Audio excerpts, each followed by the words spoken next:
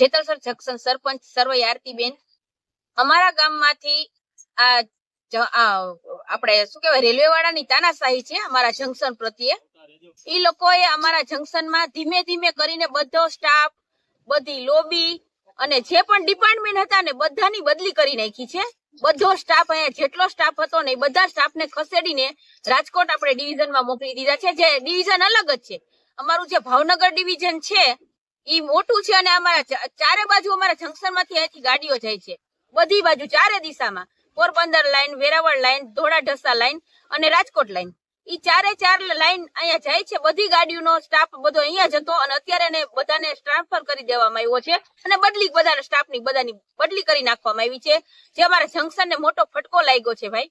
અત્યારે જે અમારા ધંધા રોજગાર વાળા હતા, જે મજૂરી કામ કરતા હોય, જેનો ધંધો રોજગાર, આ બધા જે લોકોની બદલી કરી નાખી એની ઉપર નિર્ભર છે. અને જંકશન અમારું મેઇન સ્ટેશન છે જેતલસર જંકશન. જે સ્ટાફ એનો બહુ ઘણો મોટો હતો અને અત્યારે બધાને બદલી કરી નાખવામાં આવી છે. બધાના જે ઘરના બધા હતા ને બધાની બદલી કરી નાખી છે.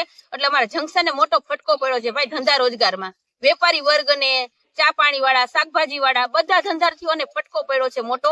અને બધી જે લોબી ને બધો સ્ટાફ જે બદલી કરી નાખવામાં આવી છે ને બધા જંકશનમાં અમારે પાછો જોઈએ. બધો સ્ટાફ અમારા જંકશનમાં પાછો જોઈએ. બધા જે સ્ટાફ હતો એ બધો એટલે બધો અમારે જોઈએ પાછો ભાઈ.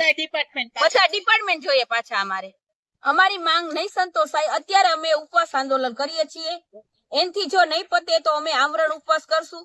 એનથી નહીં જો અમને જવાબ નહીં આપે કોઈ તો અમે રેલ રોકો આંદોલન કરશું.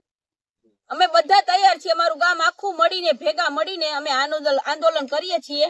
આમાં અમને સપોર્ટ નહીં મળે, કોઈ અધિકારીઓ જવાબ નહીં આપે તો અમે ઉગ્ર આંદોલન કરશું.